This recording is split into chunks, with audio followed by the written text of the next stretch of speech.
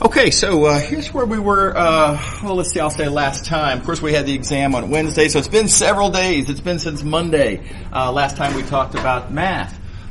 So we were talking about how to use bases, right, for a given vector space to talk about corresponding coordinates of a given vector in a vector space. And reminder of the big idea, what a basis is. There's different ways to think about this, right? We talked about this back in chapter 2. You can think of, given a basis, list of vectors that has certain key properties. For every vector in the vector space, there is a corresponding list of coordinates. There is a corresponding unique linear combination of those basis vectors that allows you to generate that given vector in the vector space. Okay, so we just gave this a name. We called these the coordinates of the vector relative to the basis, given a vector in the vector space. The basis being the thing that does that.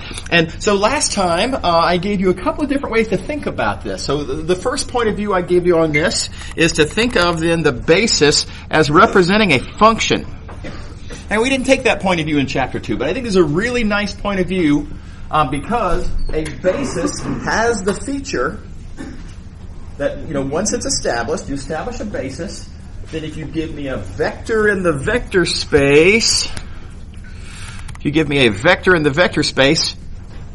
out comes a list of coordinates in Rn. So, as such, this is the input, this is the output. You can think of a basis as a function from V, the vector space in question, to Rn, n being the dimension of that vector space. Okay, so that's a nice point of view. Now here's a second point of view that I gave you on, how to, reinterpret this, what is a basis doing here? And that is to think of the basis as a language. I'm a big fan of this, just as a kind of a conceptual, just, way of thinking about it. I mean, this, it's just intuitively satisfying. There's no rigor in this second point of view. But you think about it, what is a language? A language is a collection of labels that we put on things to make them easier to talk about. That's what we're doing here, right? Vectors in a vector space might be difficult to write down. They might be weird. Certainly, there's lots of different kinds of vector spaces. And so there's a bunch of different looking vectors that we need to do things with. We need to be able to do different kinds of linear algebra with lots of different kinds of vector spaces. These labels, these coordinates, very convenient. For one thing, they're just lists of numbers, very familiar. For another thing, always the same. They always look the same. Lots of different kinds of vector spaces. Lists of coordinates always look the same. Right? So, convenient labels that we put on other things to make them easier to talk about. It is just like a language. And again, just like languages, different bases give you different coordinates in the same way that different languages describe objects by different words. Right, so the analogy with languages is very strong. You're going to hear me saying things like, for example, let's look at this example. We went through the details of this example last time. You're going to hear me saying things such as, looking at representing this function as this linear combination of these basis vectors. You're going to hear me saying that in the language of the V basis, that vector is 3, 3, 11. Right? Now, different ways to say the exact same thing. F is the 3, 3, 11 linear combination of the V vectors. Sure, right? The coordinates of F with respect to the V basis are 3, 3, 11. But sometimes I just feel like it rolls off the tongue nicer. It's more intuitively satisfying to say that F in V language is 3, 3, 11. So, okay. Alrighty, so two different new points of view on how to think about a basis. I won't go through these examples again because, again, we did these on Monday. Okay. All right, so next question. Let me go back let me put this in context. We came up with a way, using coordinates, to think of a basis as a tool for taking an abstract thing and writing it in a, I'm going to say an arithmetically kind of convenient, an array of a list of numbers, right? So a basis takes an abstraction and rewrites it as, rewrites it numerically. So the question I would like to ask is, can we use bases to rewrite in desirable ways other abstractions? We were successful here with abstract vectors. What about other abstractions? For example, what about linear transformations?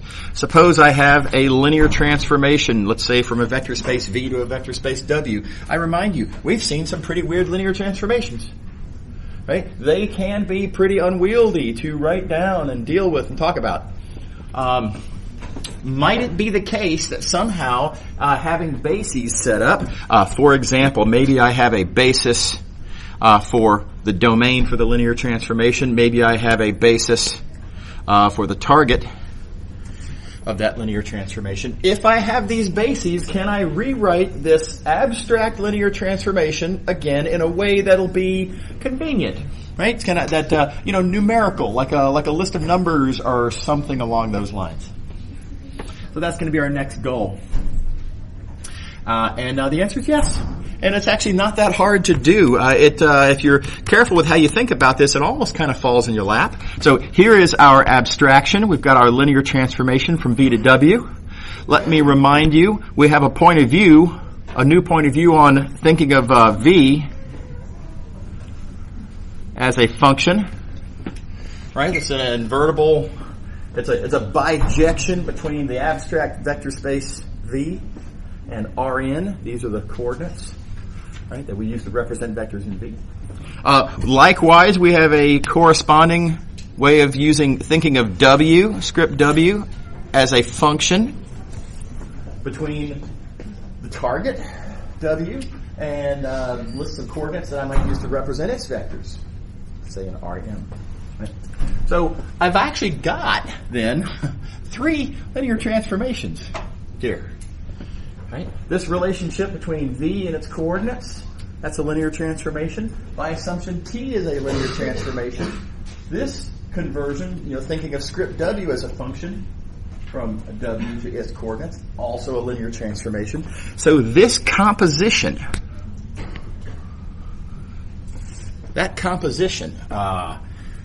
is a linear transformation. And now let me rewrite that composition. It goes from here to there. I could just draw it going straight across. This composition of those 3 linear transformations is a linear transformation. And furthermore, notice it is a linear transformation from Rn to Rm. And we know about linear transformations from Rn to Rm. Every linear transformation from Rn to Rm, we proved this Monday, or at the start of section 5.3. Yeah, so it must have been Monday. Every linear transformation from Rn to Rm is represented by a matrix. So, said differently then, this thing, that yellow linear transformation, let me zoom out. This yellow linear transformation is a matrix. We call that the matrix representing the linear transformation. So, just a reminder, we've succeeded now at our goal. Our goal, we were looking back at this idea. How did bases help us rewrite these abstractions? Bases allowed us to rewrite the abstraction of vectors as lists of numbers with coordinates, right? And analogously now, this strategy has allowed us to rewrite a linear transformation, another kind of abstraction, as, not exactly a list of coordinates, but as an array of numbers. So again, a very sort of, arithmetic sort of a representation. And that's very convenient. Okay. Further reminder, remember there's lots of different kinds of linear transformations. They come in all different shapes and sizes and appearances. Matrices always look the same. They're just arrays of numbers. Right? So we have a consistent, convenient way of representing an otherwise, huge, wide variety of different kinds of shapes and sizes of linear transformations. It's a very powerful idea. Okay, so we have a notation to represent this linear transformation. This matrix representing the linear transformation. There it is. The linear transformation T that you are representing, we put inside of square brackets. Let me remind you, just like we did here, just like we did for vectors, the vector that you want to shorthand with respect to a basis, you put inside square brackets. Okay? Notice here in this vector case, square brackets, and then the basis that you're using, you put as a subscript. You can see that basis that you're using, you put as a subscript in that notation. Well, we're going to do something very analogous over here. The basis that we're using for, let's see, my picture is getting a little clunky here. The basis that we're using for the domain, we're going to make a subscript. Now, there's an additional thing going on here. It's not quite analogous, I suppose, to the vector case. There is a second basis, right? We're not just representing input vectors with a basis. We're also representing output vectors with a basis. So we've got to also indicate what the output basis is. We're going to make that a superscript. So, different circumstance. We actually have two different bases that are part of this little strategy that we have. One's a subscript, one's a superscript. By the way, you're going to see in different linear algebra books a bunch of different notations for how to represent the matrix representing a linear transformation with respect to different bases. Some books, gosh, I hate to say it, but in some books they flip these. Super confusing. In some books they make one a left subscript and the other a right subscript. Okay, so different notations in different books. So just heads up about that. Depending on the context where you might see an idea like this, just realize there's a bunch of different notations and just make sure you're interpreting what's written in the intended way. Okay, so this is the notation that the book uses. I'm going to stick with it because I think it's perfectly fine. Subscript basis means the basis for the domain. Superscript basis is the basis for the target. Okay. All right, is everybody on board? Let me take a quick pause here, see if anybody has any questions. Okay. All right. Okay. So let's see here if I can zoom in on this. So this matrix represents the linear transformation with respect to those bases. This matrix is effectively kind of the same thing as this linear transformation, just in this convenient shorthand of everything being with respect to coordinates. Let me say that a little bit differently. What the linear transformation does, what the matrix does, are effectively the same thing. And what this equation that I've got written down here is just kind of a way of getting our hands on the idea of the matrix is effectively doing the same thing as the linear transformation. Now, do notice that both of these are, the linear transformation, the matrix, they're both acting on V. I said sort of in their different ways. T is literally acting on V. And okay, then we're understanding the output with respect to this output basis, right? I mean, here we're on the left side of the equation where T is acting on V, and then, for comparison purposes, we're writing the output in coordinates. The matrix is, like I say, kind of sort of acting on V, but it's acting on V also interpreted in coordinates. Here it's the input that's being interpreted in coordinates. Here it's the output that's being interpreted in coordinates. Right? Looking back to the diagram, I hope I can get this all. Oh, not quite. Okay, so let me zoom out one more notch. Looking back at this diagram, what we've got here is the linear transformation is doing the same thing in some sense as the matrix, just with the understanding that the linear transformation, its output,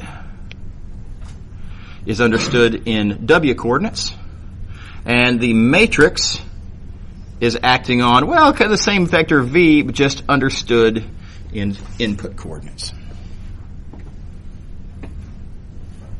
Okay, but suitably interpreted. Both of the linear transformation and the matrix thought of as acting on vectors appropriate to the coordinate context that they're in. The matrix and the linear transformation are kind of doing the same thing. Okay, all right. Another way to say that whole thing is that over and down is the same thing as down and over. Okay. All right, now I want to show you let's get our hands dirty and see an actual example of this.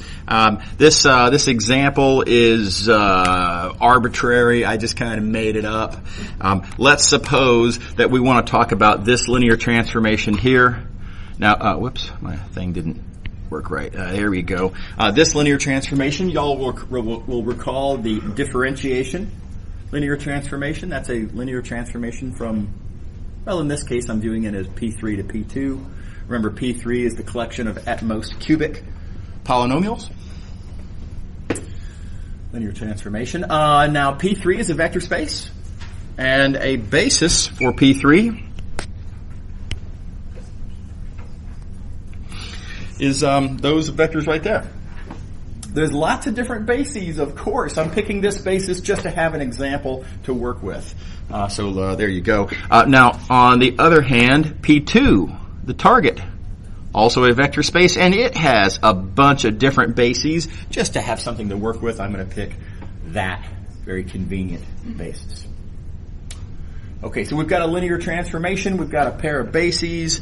Going back up to our diagram, let me remind you that when you have a linear transformation, when you have a pair of bases, I've already forgotten what colors I used here. Okay, purple for the... you've got a pair of bases like this. Then using those, you can talk about the corresponding matrix. How you go about finding this matrix, that's a whole nother thing. We'll get to that in a couple of minutes. What I'm going to do here is I'm going to pull out of thin air what this matrix is. And I would like to persuade you that it is plausible that what I claim as this matrix works. And then I'll show you later how to actually find this matrix on your own. So, but like I say, first let's do a plausibility argument.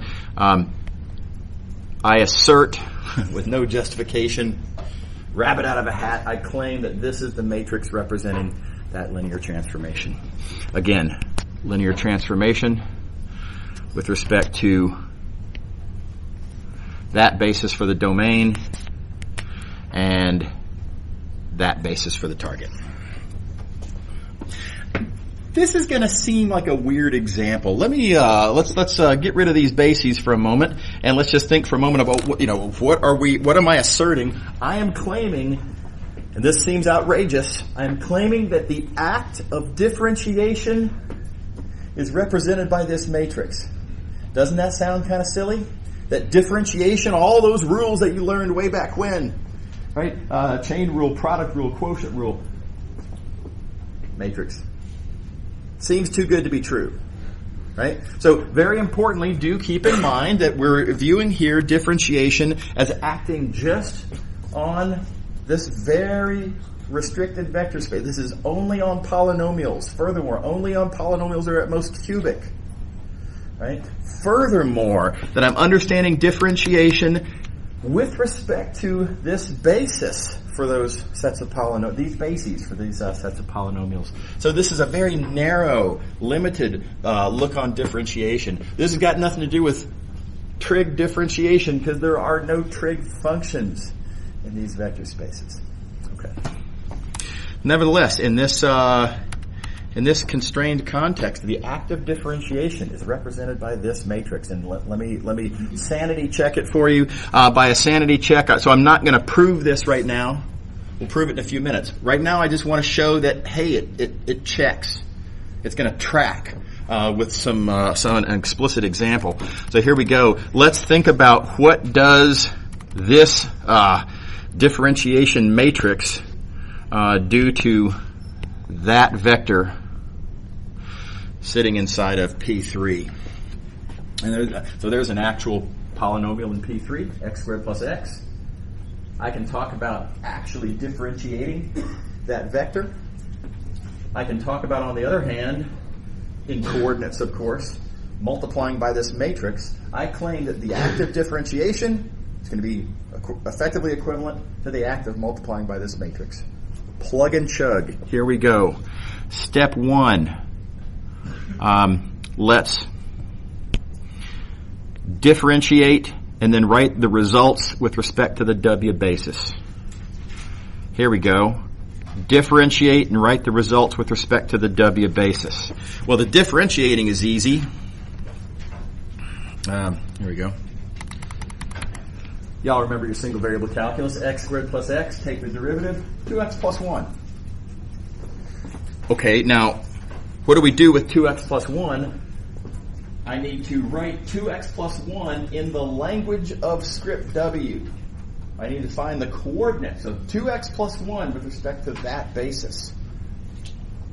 Let me say that yet another different way. I need to rewrite 2x plus 1 as a linear combination of these vectors in script W. Wait a minute, what were those vectors?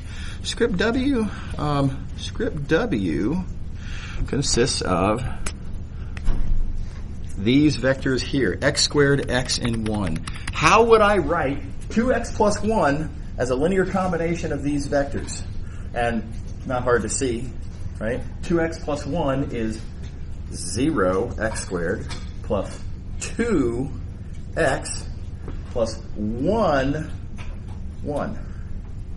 So 0 of these, 2 of these, 1 of those. 0, 2, 1 are those coordinates.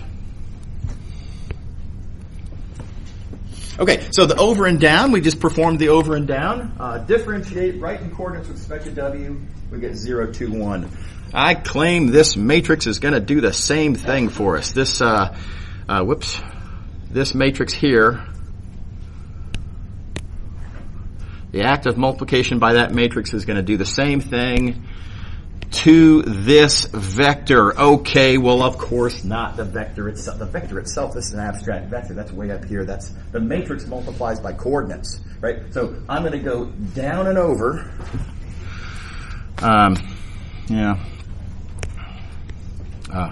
We're going to down and over. So we're going to write the input vector with respect to the script V basis and then multiply by that matrix. Coming over to here. How do I write, well, let's not get ahead of ourselves. How do I write x squared plus x with respect to script V? How do I write x squared plus x in V language? How do I write x squared plus x as a linear combination of these script V vectors? Okay, well, here's the script V basis. How do I write x squared plus x as a linear combination of these vectors? Well, x squared plus x. Okay, well, it's 0 of these, 1 of those, 1 of those, 0 of these. So the coordinates are 0, 1, 1, 0. So writing in coordinates, 0, 1, 1, 0. Now we multiply by that matrix on the other page, multiplying by 0, 1, 1, 0. This matrix multiplied by 0, 1, 1, 0. And you get 0, 2, 1.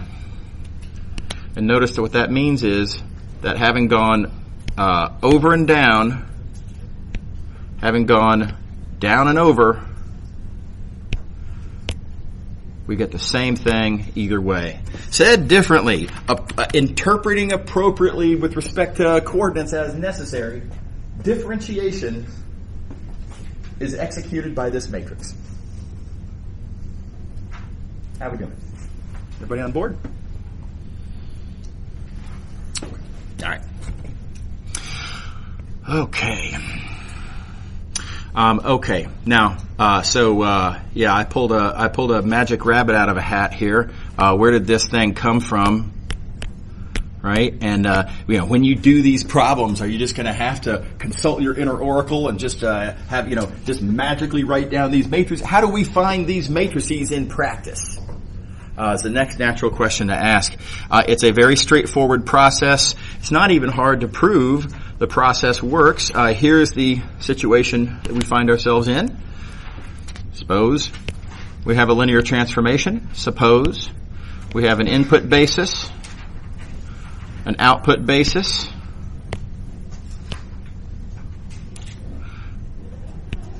how am I going to understand this matrix? First fact to keep in mind is an old fact that we saw back in the very first part of this section, section 5.3.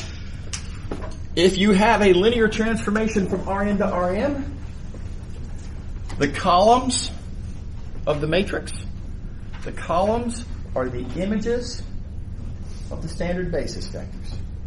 Y'all may recall this was the big idea that allowed us to, in fact, always represent in Euclidean linear transformations as matrices. The columns are the images of the basis vectors. Okay, so with that observation having been made, all I need to do is take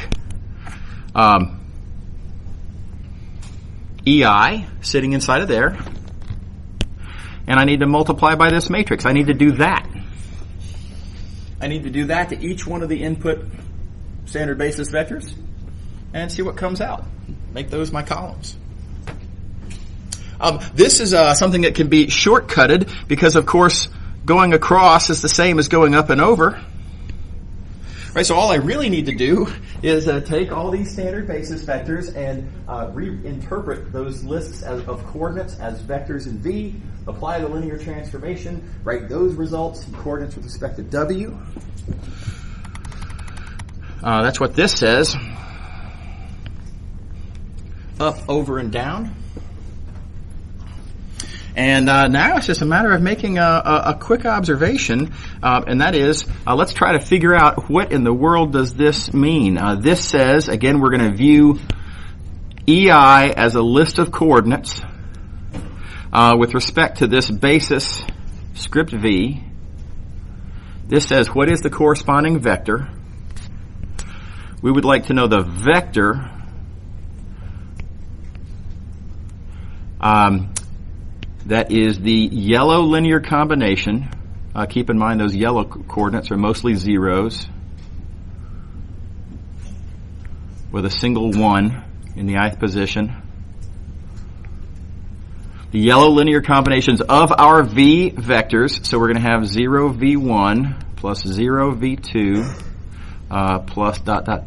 and then plus 1 VI, I claim, because, well, now think about it. This is EI.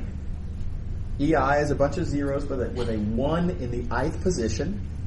So this 1 here, this is the ith coordinate in the list. It gets multiplied then by the ith vector in the basis. That's VI. And then, plus, etc. Plus, 0 Vn minus 1, and then plus 0 Vn. And good news, that's an easy linear combination to compute. Right, where most of those basis vectors are getting multiplied by zeros. The only thing that remains, the only term that is not 0 in the computation of this vector is that one term right there, 1 VI. So what this notation represents, what vector is it whose V's coordinates are these standard basis coordinates? It's just VI.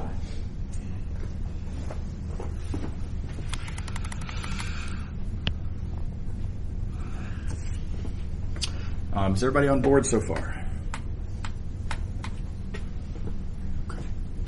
Okay. So we're actually kind of done with our formula then. This is what we need to remember.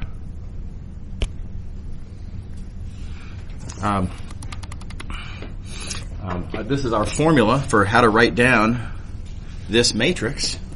According to what this formula says, if you want to write down a matrix for a linear transformation, take the input basis vectors. Notice what we have on the inside here. These are our V vectors. Take those input basis vectors, do T to them, whatever that linear transformation is. Just apply the linear transformation. And whatever comes out from that linear transformation, write the result in W coordinates. Right, write the output in the language of this output basis, and make those the columns of your matrix. It's a very explicit formula. Here's my little shorthand, my little personal shorthand for remembering this. What this formula here is saying: take these vectors, stick them into there. Whatever comes out, stick it into there. Right, and just sort of in terms of layout, take these, do that, write in that language. It's kind of easy to remember. Okay, let me show you an example.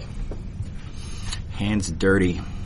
We're going to go back to this previous example here. Now remember, I pulled this matrix out of thin air previously. I just asserted that this linear transformation with respect to that input basis and that output basis, I just magic trick asserted that that was the matrix. We're now going to compute that using the formula that we just derived. Okay, this formula, we're going to take the input basis. We're going to do the linear transformation to them. We're going to write the outputs in output basis language. We're going to make those columns. Here we go. Here's our input basis. Those were our input basis vectors. X cubed, X squared, X, and 1. Let me flip back and see that was the input basis we picked. We're going to do the linear transformation to those input basis vectors. Now in this case, what is the linear transformation? The linear transformation was given to be differentiation. Just take the derivatives, right? Those derivatives are pretty straight up to compute. Right? The derivative of x is 1. Right? The derivative of x squared is 2x. Just calculus. Okay, we took the input basis vectors. We did the linear transformation to them. The next step, we took the input basis vectors. Here, we took the input basis vectors. We did the linear transformation to them. Now we need to write the outputs with respect to the output basis. So let's write now the W coordinates of those vectors. And again, here you just have kind of linear combination games. How do I write, for example, just because I can reach it, let's do this one here. How do I write 1? The function 1, the polynomial 1, how do I write that as a linear combination of x squared, x, and 1? Well, 1 is 0x squared plus 0x plus 1, 1. So the coordinates are 0, 0, 1. Likewise for all the others. So notice all I've done here, as suggested by this calculation on the previous page, take input basis vectors, do the linear transformation to them, write the outputs in output basis language, make those your columns. So the very last step, notice I'm going to take these output coordinates. I'm going to make those correspondingly the columns here.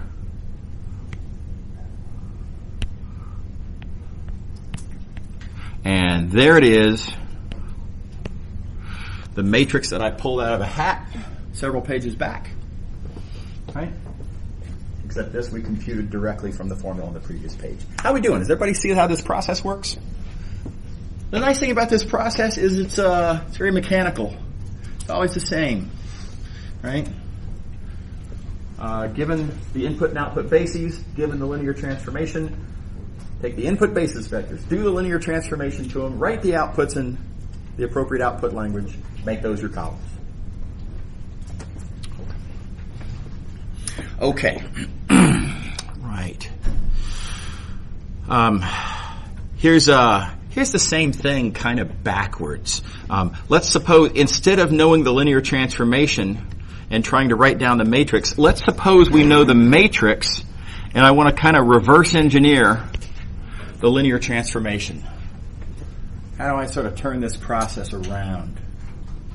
Well, turning the process around is just a matter of looking at it backwards. It's really the same collection of ideas. Let's look at this column right here. Keep in mind where that column came from. This is the first column. So it represents taking the first V vector, doing the linear transformation to it, and writing the result in W language. Let's write that down more explicitly. That first column, that first column is what you get when you take the first vector in the input basis, doing the linear transformation to it, and writing the result in W language.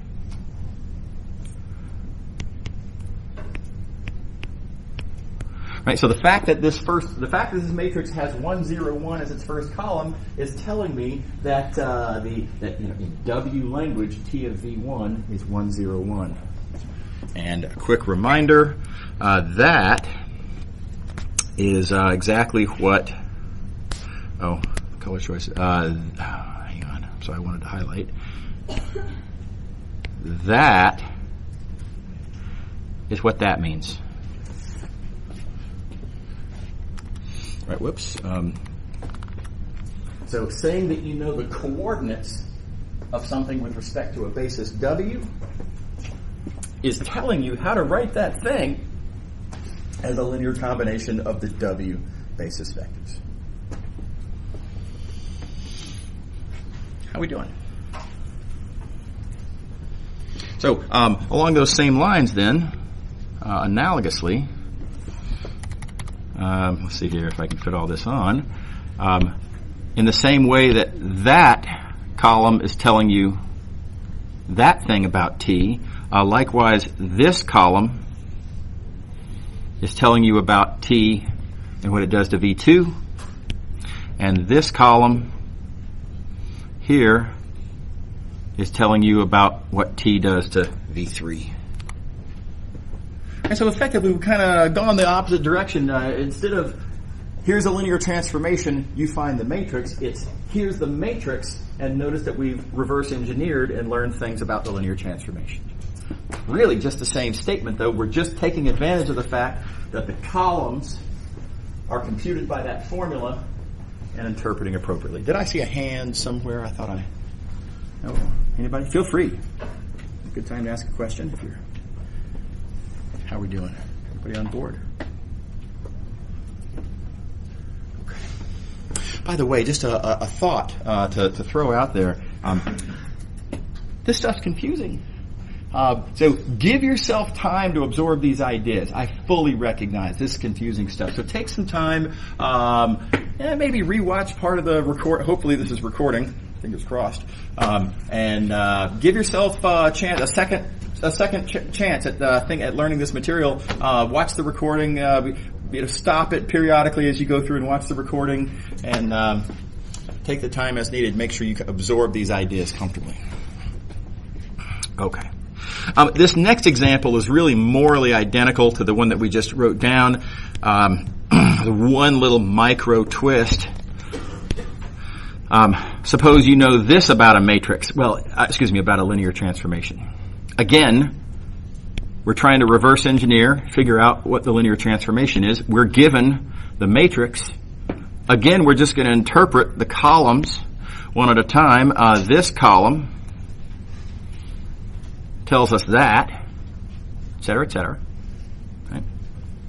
The only difference here is that you'll notice here I have that the input basis and the output basis are the same basis. So the presumption here is that we are looking at a linear transformation from some vector space V to itself. So this T here, this linear transformation,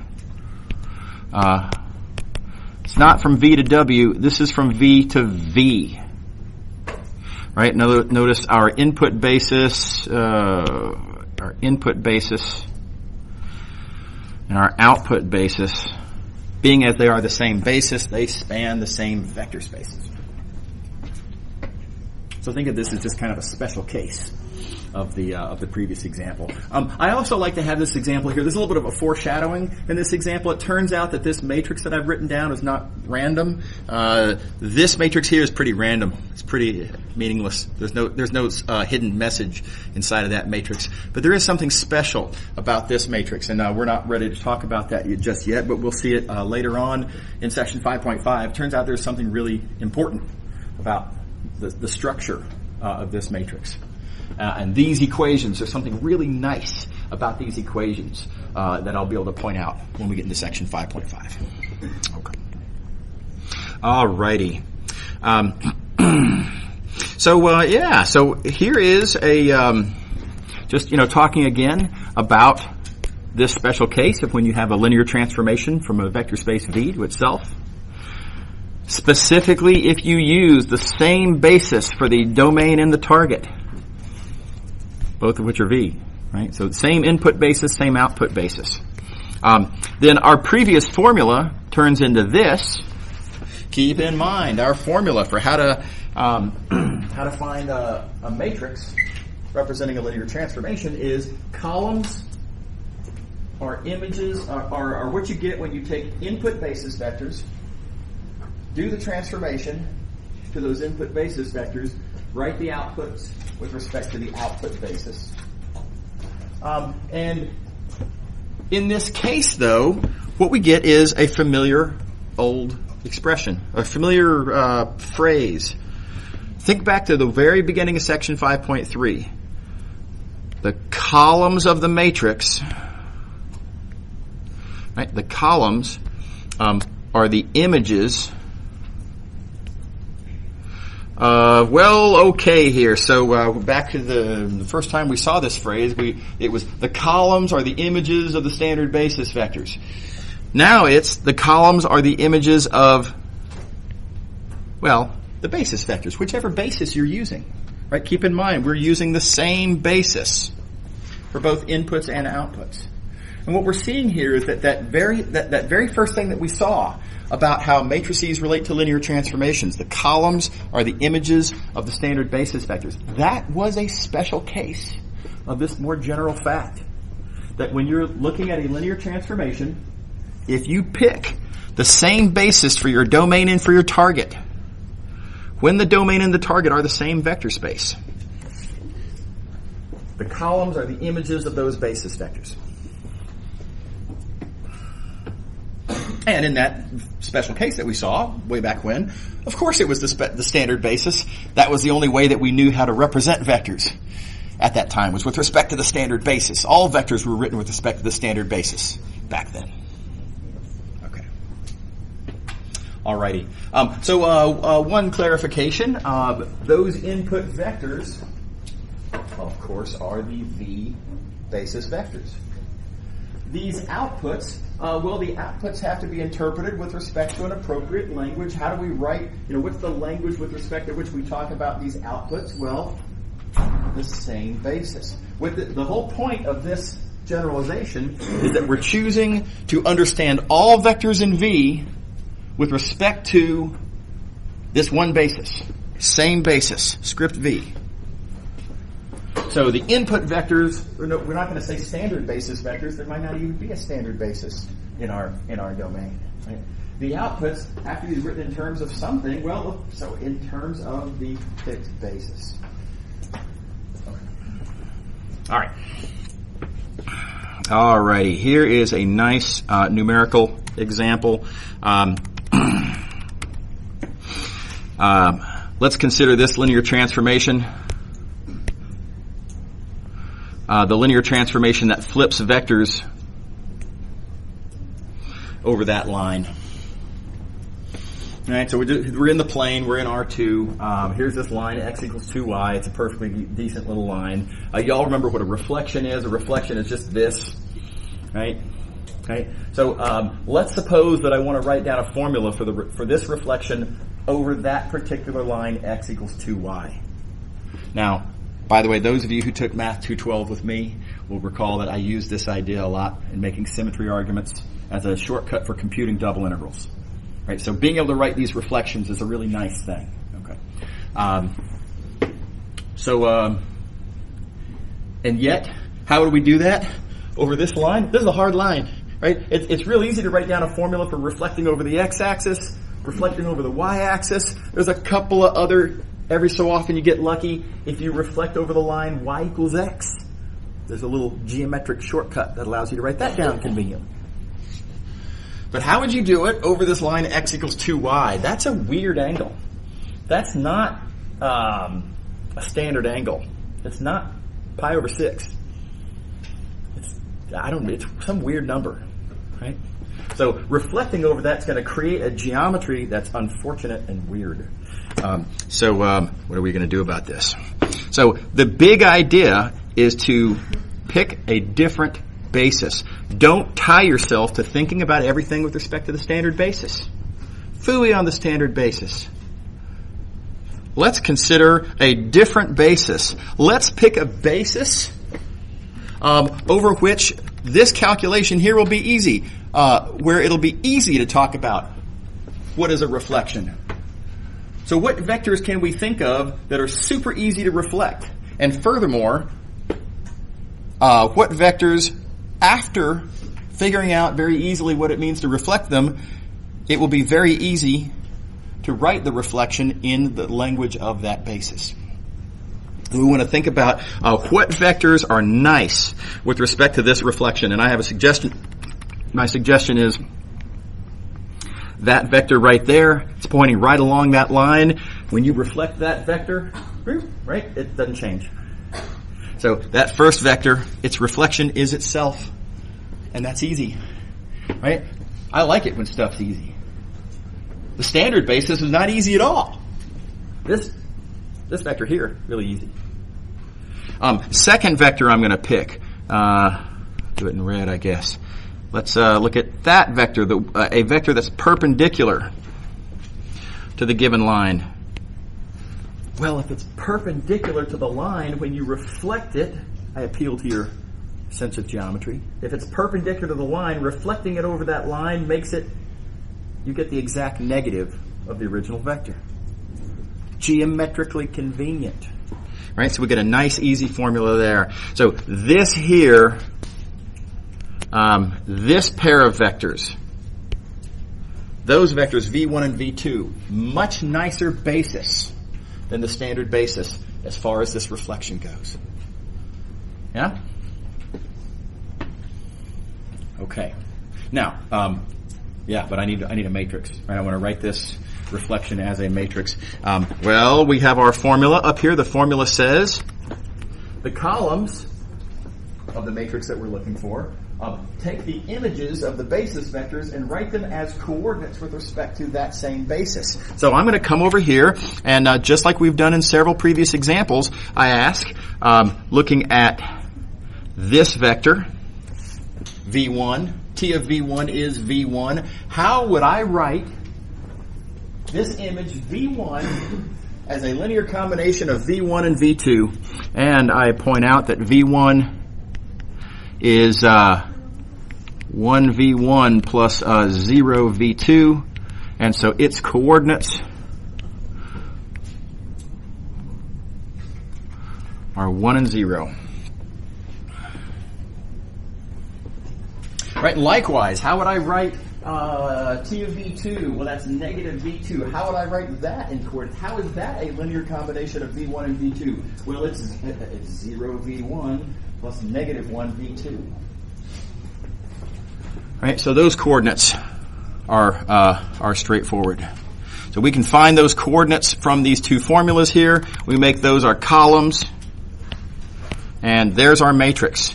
This matrix represents that reflection with respect to this chosen basis. Said differently, if we just jettison the standard basis and say, let's do business with respect to this other basis, everything falls into place. The formula for the reflections, easy. Geometrically easy. The formula for writing them in coordinates, well, we're writing in coordinates with respect to an easy choice of vectors, so that's easy. So we get an easy result. One last very quick thought, if you'll bear with me. Confession.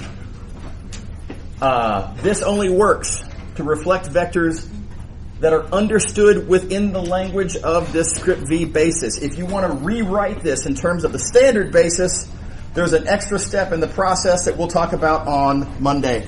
So, see you guys later. Have a good weekend.